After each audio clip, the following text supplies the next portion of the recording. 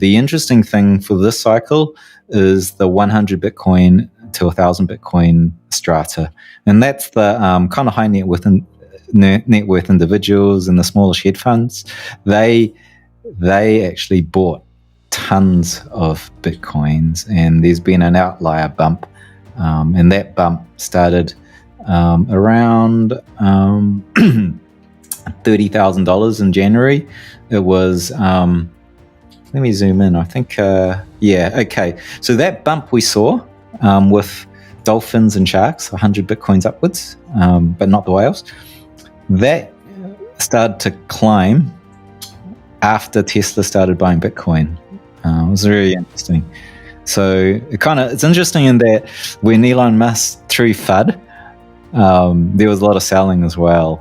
But those guys didn't sell that much. They still hold a lot of supply. But overall, the trend is looking absolutely great. I'm asking Raoul at Glassnode, CTO over there, to do a little bit of extra work in the counts of these different holders to get the populations. And if I can get that data, then I can do run this thing called Gini coefficient across Bitcoin across the last 12 years, which is cool. That's a wealth distribution that economists use inside an economy. So we can start to calculate that once I get that data. I think they're working on it now. So that'll be really interesting, because from what I've seen, there's no other coin network that's even close to this level of distribution. It's a really strong argument. The distribution in Bitcoin is, it's super important, because if you control a lot of the asset, then it ceases to be, a decentralized network. It can be pushed around by, like gold.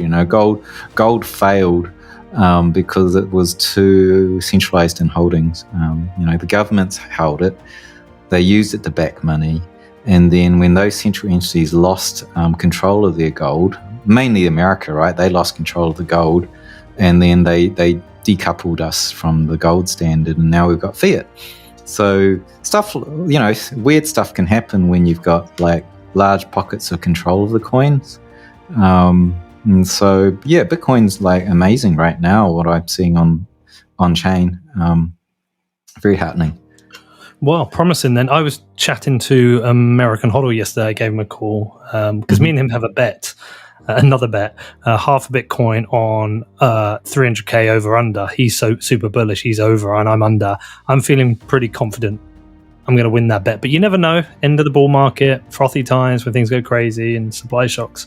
And it's kind of, funny enough, it's kind of a bet I want to lose because, of course, for me, it'd be great if Bitcoin reached like 280 and then ended because I win the bet. But generally speaking, if we overshoot 300, I'll be glad to lose that bet.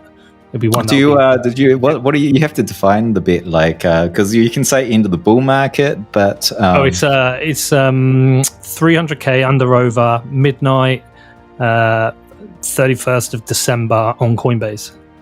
Oh, okay. That's cool. I think it's good to do lots of these bets because whatever you bet, you can hedge it on the options market and make a profit no matter which way it settles. Yeah, we don't hedge though because we think it's a bit more fun not to hedge. Right. Yeah. Okay. But you don't have to tell the other person, right? I know. But I think me and him are going to just keep making these stupid bets. And he was laughing. He was like, I'm going to probably end up giving you like 5 Bitcoin over the next few years. I was like, if you keep making these bets you will. So, but I'm bullish. It's better to bet on the negative because, if you lose the bet, you're always going to be like happy. But either way, you're happy. Yeah. Well, so I was talking to my son about this. He was like, "What's going to happen this year?" I think I tell you who's pretty good at predictions is Pantera, and I think they've got it topping out about 115, 120. I do think 100 will be some weird psychological battle because I think there's some people who might be like, "Oh, if I sell 10 Bitcoin, I'll have $1 million, yada yada. I'll be a millionaire." And I think that, for just a number of reasons, will be a psychological battle. I could be wrong. We could just fly through it. I mean, remember 10K in 2017? We flew through it. It's absolutely possible. I think that Pantera, didn't they use the stock to flow ratio as their prediction? I don't know. I just got a chart in my email, but I'm thinking it's somewhere between 150 myself. I don't know if you're still thinking 300 is possible, but I'm like 150. Yeah, I have this model, right, which is the band in which it floats with, and the upper bound, and all the past cycles we hit the upper bound before it ended. But of course, it's a moving target. So, I have this great, situation where I don't have to be exactly right because it's a moving target. I can keep adjusting it because it's just a model. The upper band today is $162,000, and we just don't know which trajectory. But the current trajectory is around. It's because of this major pullback, and it does run on the historic averages of the price movements. We're really. Well, you just got to text me when we're done. Just say, "Look, Pete, we're done." We're at 200K. I was just thinking, you got this bet, and if it was at the top of the bull market, I'm like going, yeah, that's contingent on a definition of the top of a bull market. If we just keep wandering upwards, like Dan Howell's super cycle. Dan Howell's super cycle is really, I think, we skip a cycle and we just go to the next. Well, if that actually happens and we go to the next, there's not going to be a next cycle because the halvening don't mean squat. Someone said to me that one of the first bear markets was kickstarted by Mt. Gox, and that may have created a pattern for future years. And I don't know how much to read into that, but that was something somebody said to me. Look, but I don't care either way. You know what? What will be will be. I would just love, personally, this whole 4-year structure to break and things to become a little bit more, in some ways, I'm saying random, but a little bit more consistent as well. Yeah. Because it's just this if it becomes this predictable 4-year every 4 years, I find it a little bit boring.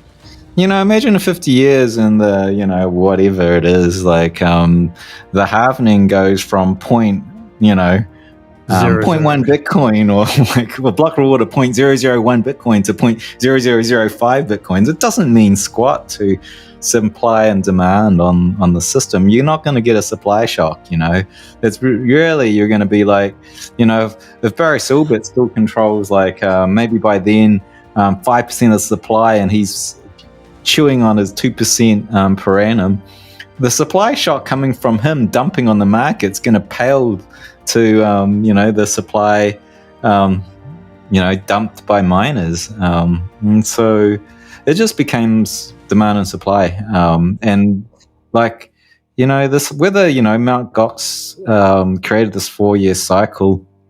If you look at how it has worked in the past, when the halvening happens, there's an impulse, a push, right? Because suddenly the constant supply and sell down of miners halve, and so it's a push one way. So the cycles are from the push, not the bear market. It's in this halvening where the price just is wandering sideways, and then it starts to gather steam as that collective push, sort of works its way into the system. So we get a shove every 4 years at a particular time, and then it moves up. Where it tops, it's anyone's business. I think maybe he's right. Maybe Mt. Gox was the cause of that top. Maybe 2017 was a top because that was the first major tax season. People didn't really figure out paying taxes in 2013. But in December 2017, I just had a lot of friends going, oh man, we've got to pay taxes, holy. And they had to sell a ton of their coins because they were flipping altcoins in that crazy 2017 era of, hundreds of X if you got the right coins.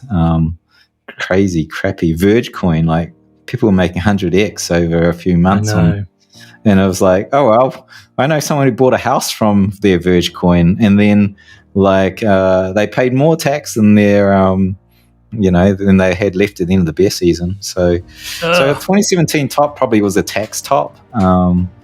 But, who knows what the next top is. I don't think there's going to be a well-formed FOMO bubble top anymore. Like, I want to just do a little bit more research into it. I'm starting to get some of the data behind it. Like, who are the sell pressure guys? Exchanges are, especially derivative exchanges. ETF management fees are. Miners are. We just have to get all of that together and then start to look at how those movements wander and how it compares to this 4-year sort of halvening drop. And I really think it's a minimal thing now. So things are it'll be changing, really man. interesting to see.